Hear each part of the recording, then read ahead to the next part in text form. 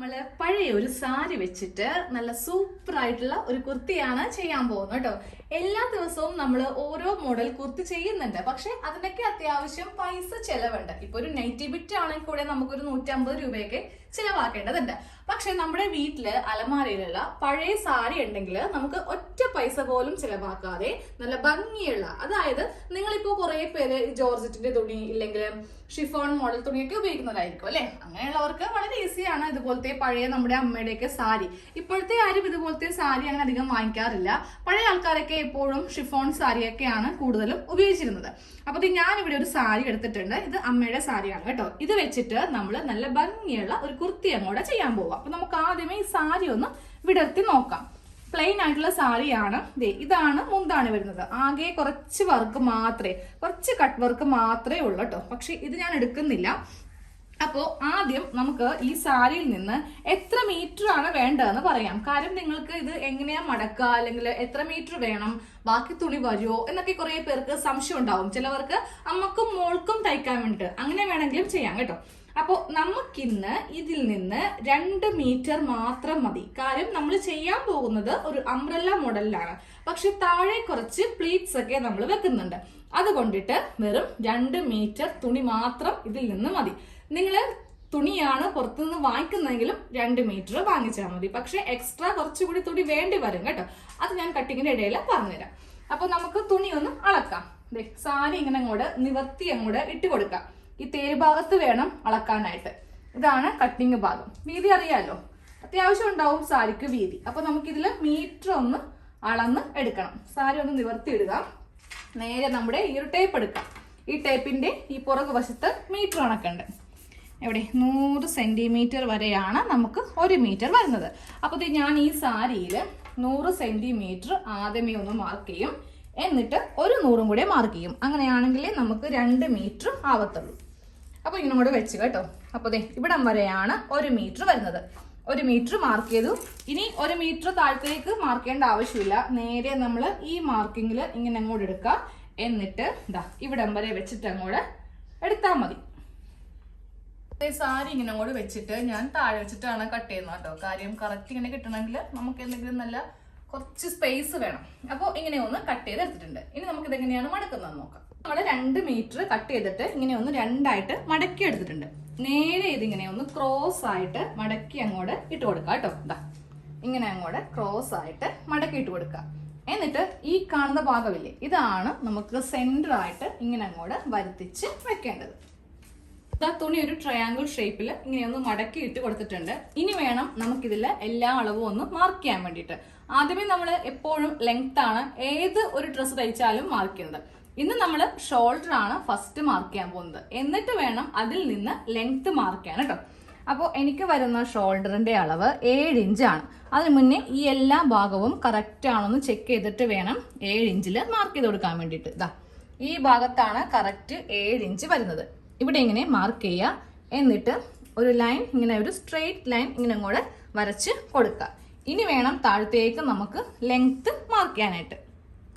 ഇന്ന് ഞാൻ കുർത്തിക്ക് 40 ഇഞ്ചാണ് ടോട്ടലായിട്ട് ലെങ്ത് വെക്കുന്നത് കേട്ടോ.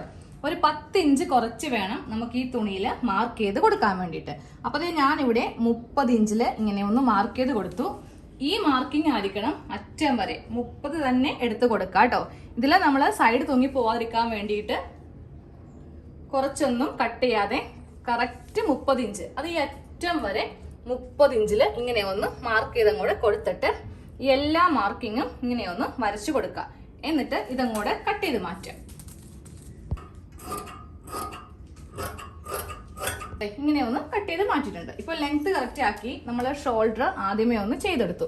ഇനി താഴത്തേക്ക് നമുക്ക് ആം ഹോൾ ഒന്ന് കുഴിച്ച് വരക്കണം. 6.5 ഇഞ്ചാണ് ആം ഹോൾ വരുന്നത്. അത് ഇവിടെ ഇങ്ങനെ മാർക്ക് ചെയ്യുക. എന്നിട്ട് ഇവിടെ ഒരു സ്ട്രെയിറ്റ് ലൈൻ ഇങ്ങനെ അങ്ങോട്ട് വരച്ചു കൊടുക്കുക. എന്നിട്ട് 6.5 ഇഞ്ചിന്റെ സെന്റർ ഒന്ന് മാർക്ക് ചെയ്യാം. ഇനി നമ്മൾ നമ്മുടെ ചെസ്റ്റ് ആണ് മാർക്ക് ചെയ്യാൻ പോകുന്നത് കേട്ടോ. ഈ കാണുന്നതാണ് ചെസ്റ്റിന്റെ ഭാഗം. ചെസ്റ്റ് അളവ് എനിക്ക് വരുന്നത് 9. അതിനെ കൂടെ 2 ഇഞ്ച് തയ്യൽ തുമ്പ് ചേർത്തിട്ട് 11 ഇഞ്ചിൽ മാർക്ക് ചെയ്തിട്ട് നമ്മൾ നേരെ ഈ ആം ഹോൾ ഒന്ന് കുഴിച്ചിങ്ങനെ വരച്ചു കൊടുക്കാം. ഇനി നമുക്കിതിൽ ഷേപ്പും കൂടി ഒന്ന് മാർക്ക് ചെയ്യാം. ഷേപ്പ് വരുന്നത് 13.5 ഇഞ്ചിലാണ് ഷേപ്പിന്റെ ലെങ്ത് വരുന്നത്. ഇനി നമുക്ക് വിഡ്ത്ത് മാർക്ക് ചെയ്യാം. വിഡ്ത്ത് വരുന്നത് 7 ഇഞ്ച് പ്ലസ് 2 ഇഞ്ച് തയ്യൽ തുമ്പ് കൊടുത്തിട്ട് 9 ഇഞ്ച്. ഇനി നമുക്ക് ഇതിങ്ങനെ ഒന്ന് മാർക്ക് ചെയ്ത് കൊടുക്കണം. എന്നിട്ട് നേരെ അറ്റം നല്ല ഫ്ലെയർ വേണമെന്നുണ്ടെങ്കിൽ ഇതാ ഇങ്ങനെ അങ്ങോട്ട് മാർക്ക് ചെയ്ത് കൊടുക്കാം. ഫ്ലെയർ കുറച്ച് വന്നിട്ടുണ്ടെങ്കിൽ നേരെ ഇവിടെ വെച്ചിട്ട് നിർത്താം കേട്ടോ. പക്ഷെ ഫ്ലെയർ ഉണ്ടായാലേ കാണാൻ വേണ്ടി ഭംഗി ഉണ്ടാവത്തുള്ളൂ. ഇതൊന്ന് കട്ട് ചെയ്യാം. അപ്പൊ നമ്മളിന്ന് അംബ്രല്ല കട്ടിങ്, അതും 1 പീസ് അംബ്രല്ലയാണ് ചെയ്യാൻ പോകുന്നത്. ഇനി താഴെ നമ്മൾ 10 ഇഞ്ച് മൈനസ് ചെയ്തിട്ടില്ലേ, അതില് ഈ കഷ്ണം വേണമെങ്കിൽ ഇത് വെക്കാം, വേറെ വേണമെങ്കിൽ വേറെ വെക്കാം. വേറെ വെച്ചാൽ നല്ല ഭംഗിയായിരിക്കും കാണാൻ വേണ്ടിയിട്ട്. ഇങ്ങനെയൊന്ന് കട്ട് ചെയ്തെടുക്കാം. ഞാൻ ഈ അറ്റം കൂർത്തിരിക്കാൻ വേണ്ടിയിട്ട് ഇങ്ങനെ ഒരു ഷേപ്പിലൊന്ന് ചെയ്ത് എടുത്തിട്ടുണ്ട്. ഇനി നമ്മൾ നേരെ നെക്കും കൂടെ ഒന്ന് കട്ട് ചെയ്യും. നെക്ക് മാർക്ക് ചെയ്യാം കേട്ടോ. 3 ഇഞ്ച് നെക്ക് വീതി കൊടുത്തു. ബാക്ക് നെക്ക് 3 കൊടുക്കുക, ഫ്രണ്ട് 5 കൊടുക്കുക. ഇതൊക്കെ നിങ്ങളുടെ ഇഷ്ടത്തിന് മാറ്റാം കേട്ടോ. ഇതൊക്കെ ഞാൻ പറയുന്ന അളവ് തന്നെ എടുക്കണമെന്ന് നിർബന്ധമൊന്നുമില്ല. ഇനി ഇതിൽ നമുക്ക് ഇഷ്ടമുള്ള ഏത് നെക്ക് വേണമെങ്കിലും ചെയ്യാം. ഞാനപ്പോൾ 2 യു നെക്കാണ് ചെയ്യാൻ പോകുന്നത്. പിന്നെ ഇതിന് ലൈനിങ് ഇടണമെങ്കിൽ അതും ഇടാം. ഞാൻ ലൈനിങ് ഇടുന്നില്ല, കാര്യം എൻ്റെ കയ്യിൽ ലൈനിങ് ഉണ്ടായിച്ചെങ്കിൽ ഞാൻ ഇട്ടാനേ. ലൈനിങ് ഇടാത്തതിൻ്റെ മെയിൻ കാര്യം ഞാൻ ഈ ഒരു തുണി ഉപയോഗിക്കാറില്ല, കോട്ടൺ മാത്രമേ ഉപയോഗിക്കാറുള്ളൂ. ജോർജറ്റ്, ഷിഫോൺ, പിന്നെ റയോൺ കുറവാണ്, എന്നാലും റയോൺ ഞാൻ ഇടും. ഈ ഒരു ടൈപ്പ് എനിക്ക് ഒട്ടും ഇഷ്ടമില്ല. ഈ വണ്ണമില്ലാത്തവരൊക്കെ ഇതും കൂടി ഇടുവാണെങ്കിൽ ഒന്നും കൂടി സ്ലിം ആയി തോന്നും. അതുകൊണ്ടിട്ടാണ് ലൈനിങ് ഇടാത്തത് കേട്ടോ. അതേ ഫ്രണ്ട് നെക്ക് എടുത്ത് സെപ്പറേറ്റ് ഇങ്ങനെ ഒന്ന് കട്ട് ചെയ്ത് അങ്ങോട്ട് കൊടുത്തിട്ടുണ്ട്. അപ്പൊ നെക്കിന്റെ കട്ടിങ്ങും കഴിഞ്ഞു. ഇനി നമുക്കുള്ളത് താഴെയുള്ള ആ ഒരു പ്ലീറ്റ്സ് വരുന്ന ഭാഗം കട്ട് ചെയ്യണം, പിന്നെ സ്ലീവും കട്ട് ചെയ്യണം. ഇനി ഇതിന് 3/4 സ്ലീവ് വെക്കാം. കാര്യം ഞാൻ എന്തായാലും ഇത് ഇടാറില്ല. ഇടാണെങ്കിൽ ഞാൻ ചെറിയ സ്ലീവ് വെക്കത്തുള്ളൂ. അപ്പോൾ ഇന്ന് എന്തായാലും നിങ്ങൾക്ക് 3/4 സ്ലീവ് ഉപയോഗിക്കുന്നവർക്ക് ഭാഗ്യമുണ്ട് കേട്ടോ. അപ്പോൾ നമുക്കിന്ന് അതിന്റെ കട്ടിങ് ചെയ്യാം. തുണി ഇങ്ങനെയൊന്ന് മടക്കി ഇട്ട് കൊടുത്തിട്ടുണ്ട്. ഇനി ലെങ്ത് നമുക്ക് ഇഷ്ടമുള്ള ലെങ്ത് വെക്കാം. താഴെ വേണമെങ്കിൽ ഫ്രില്ല് വെക്കണമെങ്കിൽ അതനുസരിച്ചിട്ട് സ്ലീവിന് ലെങ്ത് കുറക്കാം. അപ്പൊ ഞാൻ എന്തായാലും ഒരു 11 ഇഞ്ചിലാണ് ഈ സ്ലീവ് കൊടുക്കുന്നത്. ഒരു താഴേക്ക് ഒരു 5 ഇഞ്ചോളം ഫ്രില്ല് വെച്ചിട്ട് ചെയ്യുന്നുണ്ട്, അതുകൊണ്ടാണ് കേട്ടോ. ഇനി വണ്ണം മാർക്ക് ചെയ്യാം. വണ്ണം 8 ഇഞ്ചിനെ കൂടെ 2 ഇഞ്ച് തയ്യൽ തുമ്പ് ചേർത്തിട്ട് 10 ഇഞ്ച് കൊടുത്തു.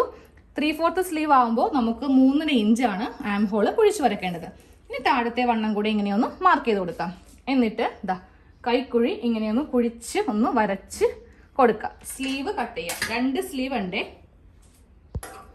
സ്ലീവ് കട്ട് ചെയ്തെടുത്തിട്ടുണ്ട്. ഇനി നമുക്ക് ഇതിന്റെ താഴെ ഒന്ന് കട്ട് ചെയ്യാം. താഴെയല്ല, സെന്റർ ഒന്ന് കട്ട് ചെയ്യാം. ആദ്യമേ ഈ ഫ്രണ്ട് നെക്ക് ഒന്ന് തയ്ച്ചെടുക്കാം കേട്ടോ. അതിനായിട്ട് ഞാൻ ഇവിടെ കുറച്ച് ക്രോസ് പീസ് കട്ട് ചെയ്തെടുത്തിട്ടുണ്ട്. ഇത് ഫ്രണ്ടിനും ബാക്കിനും കൂടെ വേണ്ടിയിട്ടാണ് കട്ട് ചെയ്തിരിക്കുന്നത്. ആദ്യമേ ഇവ തമ്മിലൊന്ന് ജോയിൻ ചെയ്തിട്ട് 2 ആക്കി ഒന്ന് തയ്ച്ച് എടുക്കാം. ക്രോസ് പീസ് എല്ലാം ഒന്ന് ജോയിൻ ചെയ്തെടുത്തിട്ടുണ്ട്. ഇനി നമുക്ക് ഇതിനെ 2 ആക്കി ഒന്ന് മടക്കി ഒന്ന് ഈ അറ്റത്ത് വെച്ചിട്ടൊന്ന് തയ്ക്കണം. എന്നിട്ട് വേണം നെക്കിലേക്ക് ഇത് വെച്ചിട്ട് ചെയ്യാൻ.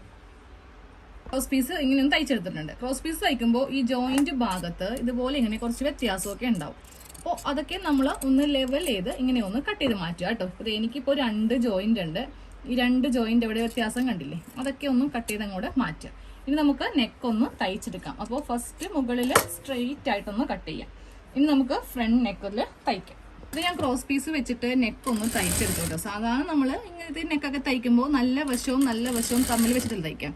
ഞാനിപ്പോൾ നമ്മുടെ കുർത്തിയുടെ ഉൾവശത്ത് നിന്ന് നല്ല വശത്തേക്കാണ് ക്രോസ് പീസ് ഇങ്ങനെ ഒന്ന് അടിച്ച് മറിച്ചെടുത്തത്. അപ്പോൾ നെക്കില് ഈ ഒരു എന്താ പറയാ, സാധാരണ ഇത് ഉള്ളിലേക്ക് പോവേണ്ടതാണ്, ഇങ്ങനെ ആയിരിക്കും നല്ല വശം ഇരിക്കുക. പക്ഷെ ഞാൻ ഇന്ന് മീതേക്ക് വെച്ച് തയ്ച്ചു. അപ്പോൾ നെക്കില് നല്ലൊരു ഭംഗിയായിരിക്കും ഈ ഒരു സ്ട്രിപ്പ് ഇങ്ങനെ അങ്ങോട്ട് വരുമ്പോൾ കേട്ടോ. ഇഷ്ടമുണ്ടെങ്കിൽ മാത്രം ചെയ്താൽ മതി, ഇല്ലെങ്കിൽ നേരെ ഉള്ളിലേക്ക് തയ്ച്ചാലും മതി. ബാക്ക് നെക്ക് ചെയ്യുമ്പോൾ നല്ല വശവും തമ്മിൽ വെച്ചടിക്കാം കേട്ടോ. ബാക്ക് നെക്ക് നമുക്ക് ഉള്ളിലേക്ക് തന്നെ കൊടുക്കുന്നതാണ് നല്ലത്. ഫ്രണ്ട് ചെയ്തപ്പോൾ ഞാൻ ഈ വശത്ത് വെച്ചിട്ടാണ് ക്രോസ് പീസ് തയ്ച്ചത്. അതൊരു ചുമ്മാ ഒരു രസത്തിന് വേണ്ടി മാത്രം, ഒരു നിർബന്ധവും ഇല്ല അങ്ങനെ തന്നെ ചെയ്യണമെന്ന്. അപ്പോൾ അതെങ്ങനെ അങ്ങോട്ട് ബാക്ക് ഒന്ന് തയ്ച്ചിട്ട് പതിച്ച് അടിച്ച് നിർത്താം. പതിച്ചടിച്ച് നിർത്തിയിട്ടുണ്ട്. ഇനി ഞാൻ ഇതിൻ്റെ ഷോൾഡർ ഒന്ന് കൂട്ടിയടിക്കാൻ പോവാം.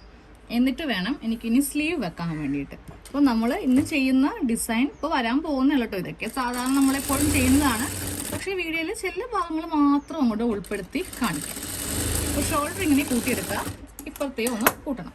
ഷോൾഡർ കൂട്ടിയതിന് ശേഷം നമ്മളിതേ ഈ ഒരു ഭാഗം ഇങ്ങനെ അങ്ങോട്ട് വെച്ചിട്ട് ക്രോസ് പീസ് ഉള്ളിലേക്ക് വെച്ച് അങ്ങോട്ട് തയ്ക്കുക കേട്ടോ. ഇതിപ്പോൾ ബാക്ക് നെക്കാണ് ചെയ്ത് എടുക്കുന്നത്. ഞാനിതിൽ സ്ലീവ് ചെയ്യുവാണേ. സ്ലീവിൻ്റെ താഴെയും നമ്മൾ പ്ലീറ്റ്സ് വെച്ചിട്ട് വേറൊരു കഷ്ണം വെക്കുന്നുണ്ട്. അപ്പോൾ അത് കട്ട് ചെയ്തെടുത്തിട്ടുണ്ട്. അതിൻ്റെ അളവെല്ലാം ഇത് കഴിയുമ്പോൾ കാണിച്ചു തരാം. ഇങ്ങനെ കൂടെ 2 സ്ലീവ് ഒന്ന് വെച്ച് അങ്ങോട്ട് എടുക്കണം. നമ്മൾ 2 സ്ലീവ് ഒന്ന് ചെയ്ത് എടുത്തിട്ടുണ്ട്. ഇനി നമ്മൾ നേരെ ഈ ഒരു കുർത്തിയുടെ താഴെ ഭാഗത്തേക്കാണ് തയ്ക്കാൻ പോകുന്നത് കേട്ടോ. അതായത് വേറൊരു സെപ്പറേറ്റ് തുണി ഞാൻ വെക്കാൻ പോവാണ്. ഇതുമായിട്ട് കുറച്ചൊക്കെ സാമ്യമുള്ള തുണിയാണ് ഞാൻ കട്ട് ചെയ്തിരിക്കുന്നത്. ഇതാ കണ്ടില്ലേ, ഈ ഒരു കളറുമായിട്ട് ചെറിയൊരു മാച്ച് ഉണ്ട്. അപ്പോൾ ഇത് പ്ലെയിനും ഇത് പ്രിന്റും ആണെങ്കിൽ നല്ല ഭംഗിയായിരിക്കും. നേരെ തിരിച്ച് നമുക്ക് ചെയ്യാം. ഇത് കുർത്തിയിലെടുക്കാം, പ്ലെയിൻ വേണമെങ്കിൽ താഴെ പ്ലീറ്റ്സ് ആയിട്ട് വെക്കുകയും ചെയ്യാം. അത് നിങ്ങളുടെ ഇഷ്ടത്തിന് എങ്ങനെ വേണമെങ്കിലും ചെയ്ത് എടുക്കാം കേട്ടോ. അപ്പൊ ഞാൻ ഇതിന് ലെങ്ത് കൊടുത്തിരിക്കുന്നത് 11 ഇഞ്ച് ലെങ്ത് ആണ് കൊടുത്തിരിക്കുന്നത്. കാര്യം നമുക്ക് 10 ഇഞ്ചാണ് വേണ്ടത്, പക്ഷെ 1 ഇഞ്ചോളം തയ്യൽ തുമ്പ് കൊടുക്കാം കേട്ടോ. ഇനി ചെയ്യേണ്ടത് കുഞ്ഞി ഞൊറികൾ ഇട്ടെടുത്തിട്ട് ഇതുമായിട്ടൊന്ന് അറ്റാച്ച് ചെയ്യണം. ഇത് ഞാൻ ഇതിന്റെ മുകൾ ഭാഗത്ത് ചെറിയ പ്ലീറ്റ്സ് ഇങ്ങനെ അങ്ങോട്ട് ഇടുവാണ്. അടുപ്പിച്ചടുപ്പിച്ച് വേണ്ട, കുറച്ച് ഗ്യാപ്പ് ഇട്ട് കൊടുത്താൽ മതി. ഇല്ലെങ്കിൽ എന്തോരം തുണി ഉണ്ടെങ്കിലും നമുക്ക് തികയത്തില്ല. ഞാനിങ്ങനെ ഫുള്ളായിട്ട് പ്ലീറ്റ്സ് ഒന്ന് ഇട്ട് കൊടുത്തിട്ടുണ്ട്. ഇനി നമുക്ക് ഇതിന്റെ നല്ല വശവും ഇതിന്റെ നല്ല വശവും തമ്മിൽ ആദ്യമേ ഒരു ഭാഗം തയ്ക്കാം. എന്നിട്ട് രണ്ടാമത്തെ ഭാഗം സെയിം ഇതേപോലെ തന്നെ സ്ലീവിന്റെ താഴെയും പ്ലീറ്റ്സ് വെക്കാം കേട്ടോ. എന്നാലേ ആ കുർത്തി കാണാൻ വേണ്ടി നല്ല ഭംഗി ഉണ്ടാവത്തുള്ളൂ. പിന്നെ അംബ്രല്ല മോഡലിലായത് കൊണ്ടിട്ട് ഈ ഒരു കുർത്തിയുടെ താഴെ ഒരു കർവ് ഷേപ്പ് ആയിരിക്കും. അതനുസരിച്ചിട്ട് വേണം നമുക്ക് ഈ പ്ലീറ്റ്സ് ഒന്ന് ഇട്ട് കൊടുക്കാൻ വേണ്ടിയിട്ട്. സ്ട്രെയിറ്റ് ആയിരിക്കത്തില്ല. അപ്പോൾ അതൊന്ന് അഡ്ജസ്റ്റ് ചെയ്ത് ഇട്ടാൽ മതി.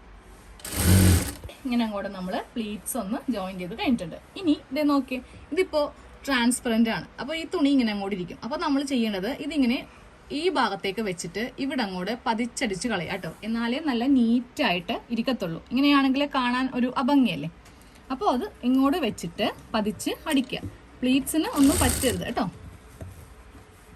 താഴെ ഭാഗത്ത് നമ്മൾ ഇങ്ങനെ അങ്ങോട്ട് ഈ തുണി വെച്ച് കൊടുത്തിട്ടുണ്ട്. പ്ലീറ്റ്സ് ഇട്ട് കൊടുത്തിട്ട് ഇങ്ങനെ ഒന്ന് പതിച്ചടിക്കാം കേട്ടോ. എന്നാലേ നല്ല നീറ്റായിട്ട് ഇങ്ങനെ അങ്ങോട്ട് ഇരിക്കത്തുള്ളൂ. ഇല്ലെങ്കിൽ ആ തുണി ഇങ്ങനെ മുകളിൽ കാണുമ്പോൾ അതൊരു അഭംഗിയായിരിക്കും. അപ്പോൾ സെയിം ഇതേപോലെ തന്നെ നമ്മുടെ ഈ ഒരു ഭാഗത്ത് ചെയ്യണം. ഇതേപോലെ തന്നെ സ്ലീവിന്റെ താഴത്തും കൂടെ ചെയ്ത് എടുക്കണം. അപ്പോൾ നമ്മുടെ കുർത്തിയുടെ, അതായത് നമ്മുടെ വീട്ടിലുള്ള പഴയൊരു സാരി വെച്ചിട്ടുള്ള കുർത്തിയുടെ ഫുൾ സ്റ്റിച്ച് കഴിഞ്ഞു കേട്ടോ. ഞാൻ ഇമ്പോർട്ടന്റ് ആയിട്ടുള്ള എല്ലാ ഭാഗങ്ങളും പറഞ്ഞു തന്നിട്ടുണ്ട്. പ്ലെയിനില് താഴെയും നമ്മുടെ സ്ലീവിന്റെ താഴെയും ഇതുപോലെ പ്ലീറ്റ്സ് വെക്കുമ്പോണ്ടല്ലോ നല്ലൊരു ഭംഗിയായിരിക്കും കേട്ടോ കാണാൻ വേണ്ടിയിട്ട്. നിങ്ങൾക്ക് നേരെ വേണമെങ്കിൽ പ്ലെയിൻ താഴെ വെച്ചിട്ട് പ്രിന്റ് വേണമെങ്കിൽ മുകളിലും വെക്കാം. അങ്ങനെയാണെങ്കിലും ഭംഗിയായിരിക്കും. നല്ല ഫ്ലെയർ ആയിട്ട് ഇത് കണ്ടില്ലേ പ്ലീറ്റ്സ്. ഇതിപ്പോ ഞാൻ ഇട്ടൊന്നും കൊടുത്തിരിക്കുന്നതല്ല. ഇട്ട് നമുക്ക് ഈ ഒരു തുണിയിൽ വെക്കാൻ പറ്റത്തില്ല. കോട്ടൺ ആണെങ്കിൽ പിന്നെ നമുക്കൊന്നും അയൺ ചെയ്ത് വേണമെങ്കിൽ വെക്കാം. ഇങ്ങനെ അങ്ങോട്ട് ഫ്രണ്ടിലും അതെ ബാക്കിലും അതെ ഈ പ്ലീറ്റ്സ് ഇങ്ങനെ അങ്ങോട്ട് വന്ന് കിടക്കും. കാരണം അംബ്രല്ലയാണ്, നല്ല ഫ്ലെയർ ഉണ്ട്. താഴെ നമ്മൾ നല്ല പ്ലീറ്റ്സും കൊടുത്തിട്ടുണ്ട്. സെയിം ഇതേപോലെ തന്നെയാണ് ബാക്ക് കേട്ടോ. അപ്പൊ ഞാൻ ബാക്ക് ഒന്ന് കാണിച്ചു തരാം. ഇതാണ് ബാക്ക് പാർട്ട്. ബാക്ക് പാർട്ടിലും നല്ല ഫ്ലെയർ ആയിട്ട് ഇങ്ങനെ അങ്ങോട്ട് കിടക്കും. വീട്ടില് പഴയ സാരിയൊക്കെ ഉണ്ടെങ്കിൽ ഇങ്ങനെ ഒന്ന് ചെയ്തെടുക്കാം കേട്ടോ. നമുക്ക് ഇതിനാകുമ്പോൾ വലിയ ചെലവില്ലല്ലോ. അപ്പൊ നമുക്ക് നാളെ വേറൊരു കുർത്തിയിൽ കാണാം. താങ്ക്